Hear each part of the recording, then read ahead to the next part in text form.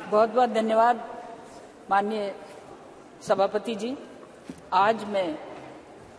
अति महत्वपूर्ण बिल जो नई संसद में पहला बिल पेश हुआ, महिला शक्ति वंदन अधिनियम 2023, हृदय से पूरे देश की माता बहनों और नारी शक्ति की तरफ से मैं धन्यवाद देती हूं और वंदन करती हूं कि बाबा साहब अंबेडकर के सपने को साकार करने के लिए आज ये भावना हमारे यशस्वी प्रधानमंत्री नरेंद्र मोदी जी के हृदय में उत्पन्न हुई और उन्होंने उनके द्वारा निरंतर प्रगति के पथ पर चलने का जो प्रयास उनका है उसमें एक मील का पत्थर साबित होगा। जिस तरह से बाबा साहब चाहते थे कि मिटे विषम समरसता लय हो, भेद अरमानों के नए क्षितिज पर नए मनुष्य का नया उदय हो, इस भाव को लेते हुए इस विषमता की खाई को पाटने के लिए कि जब एक तरफ कहते हैं कि स्त्री और पुरुष एक रथ के दो पहिए हैं और ये सक्षम पहिए एक दूसरे को साथ देते हुए आगे बढ़ते हैं, इसी गति को ध्यान में रखते हुए मैं याद करना चाहूंगी माननीय सुषमा स्वराज जी जो अब नहीं हैं, जिन्होंने 2000 में इस बिल को जब पेश किया, मैं साक्षी थी उस समय।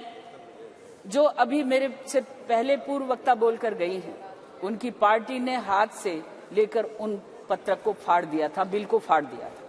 इसके अतिरिक्त कई भाई बहन ऐसे हैं जिन्होंने अपने वक्तव्य में इस बात को दोहराया, लेकिन माननीय सभापति जी, मैं आपके माध्यम से कुछ बात कहना चाहूंगी कि जिस तरह से भाई निशिकांत जी जब बोल रहे थे तो उस समय एक प्रश्न उठाया कि महिला क्यों नहीं बोल रही। मैं ये कहूं कि जब रथ का पहिया, दोनों पहिए बराबर हैं, दोनों की सक्षमता से रथ चलेगा और इस भाव को मद्देनजर रखते हुए यशस्वी प्रधानमंत्री जी ने ये कल्पना साकार की और उस साकार करने के साथ मैं याद दिलाना चाहूंगी उनको कि भाई की कलाई पे जब राखी बांधी जाती है तो केवल वो राखी स्वयं की रक्षा की नहीं, बल्कि वो संपूर्ण समाज की रक्षा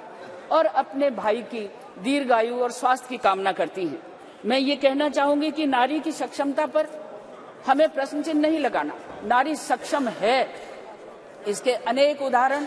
आज हमारी वर्तमान लोकसभा में,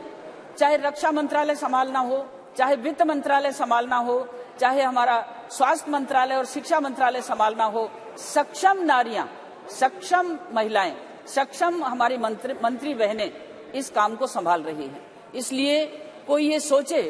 कि हमारी नारी सक्षम नहीं, वो सक्षम है, स्वस्थ है, सार्थक है, उन्नतिशील है और भारतीय संस्कृति में पली बड़ी है। भारतीय संस्कृति में पली बड़ी नारी भारत के वर्चस्व को और भारत की परंपराओं को समझती है। मैं ये कहना चाहूंगी कि इस बिल में जिस तरह से ये सभी जो ये तीनों जगहों, लोकसभा, राज्य विधानसभा, दिल्ली विधानसभा के कुछ स्थानों के यथाशाक्य 1/3 बहनों को आरक्षण देने का जो प्रावधान इस बिल में किया गया है वो वाकई में प्रशंसनीय है। लेकिन इसके साथ साथ मेरा ये भी निवेदन होगा कि अनुसूचित जाति और अनुसूचित जनजाति को संविधान ने जो सुरक्षा दी है वो सुरक्षा व दस्तूर बनी रहे। अनुसूचित जनजाति की मैं स्वयं हूं और मैं ये कहना चाहूं कि भारतीय जनता पार्टी एक ऐसी पार्टी है जिसने अनुसूचित जाति और जनजाति को केवल वोट बैंक नहीं समझा। जब 13वीं लोकसभा में माननीय अटल बिहारी वाजपेयी जी ने मंत्रालय का दायित्व भी मुझे दिया, उस समय भी मुझे ये अनुभव था कि भारतीय जनता पार्टी महिलाओं की सर्वोच्च उन्नति और सम्मान के प्रति काफी चिंतित है और उस चिंता को आज हमारे यशस्वी प्रधानमंत्री जी ने, आदरणीय नरेंद्र मोदी जी ने सफल करके दिखाया है। अभी पश्चिम बंगाल से बहन बोल रही थी और वो बोल रही थी लेकिन उसको ये नहीं पता कि आपके राज्य ने हमारी स्वास्थ्य बीमा योजना को लागू ही नहीं किया, दिल्ली ने लागू ही नहीं किया, उड़ीसा ने लागू ही नहीं किया और भारत सरकार की महिला समृद्धि योजनाओं को लागू करने में इतने वो पीछे क्यों हैं? यदि वो महिलाओं की प्रगति को देखना चाहते हैं तो उस प्रगति में महिलाओं से संबंधित भारत सरकार की योजनाओं को अक्सर से लागू करना चाहिए था। मैं एक बात और आपके माध्यम से ध्यान में लाना चाहूंगी कि 75 वर्ष में 65 साल जिस पार्टी ने राज किया,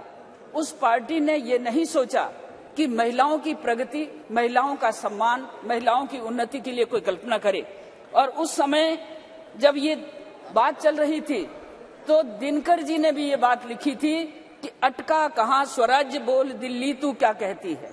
अटका कहाँ स्वराज्य बोल दिल्ली तू क्या कहती है, तू रानी बन गई वेदना जनता क्यों सहती है। और यही नहीं, सबके भाग्य दबा रखे हैं किसने अपने कर में, सबके भाग्य दबा रखे हैं किसने अपने कर में, पुत्री थी जो विवाह बंदनी हुई बता किस घर में। एक ही घर में वो विवाह बंदनी हो गई और विवाह बंदनी होने से, वो आभा बंदनी होने से भारत का समुचित विकास, भारत की नारी शक्ति की उपेक्षा जिस तरह से की गई और जिस तरह से उसे कमजोर समझा। धन्यवाद। लेकिन गीतों में भी गाया है कि कोमल है कमजोर नहीं, कोमल है कमजोर नहीं, वो सत्य का नाम ही नारी है। जग को जीवन देने वाली, जग को जीवन देने वाली मौत भी उससे हारी है। मैं ये कहना चाहूंगी आपके माध्यम से कि महिलाओं के क्षेत्र में thank you Bharatiya Janata party की सरकार, मान लिया नरेंद्र मोदी जी के नेतृत्व में, जिस तरह से वर्तमान लोकसभा में सक्षमता का परिचय दे रही है, और जब ये आरक्षण लागू होगा तो हमारे पिछड़े वर्ग की, हमारी अनुसूचित जाति, हमारी जनजाति की बहनें आज भी जिस सक्षमता से खड़ी हैं और भी अधिक सक्षमता से खड़ी होंगी। अवसर मिलेगा तो निस्संदेह प्रगति होगी, महिला शक्ति उन्नत होगी। और मैं यही कहना चाहूंगी कि जो घर बार संभालती है, जो संतान को जन्म देती है और जो संतान का परवरिश करती है, सेवा शुश्रूषा करती है, वो देश और राष्ट्र की सेवा में भी पीछे रहने वाली नहीं है। मैं आज 82 बहनें संसद में हैं और 82 बहनें सक्षमता से संसद के बीच में, संसद में कार्यवाही में भागीदार बनती हैं। तो आप ये मान लीजिए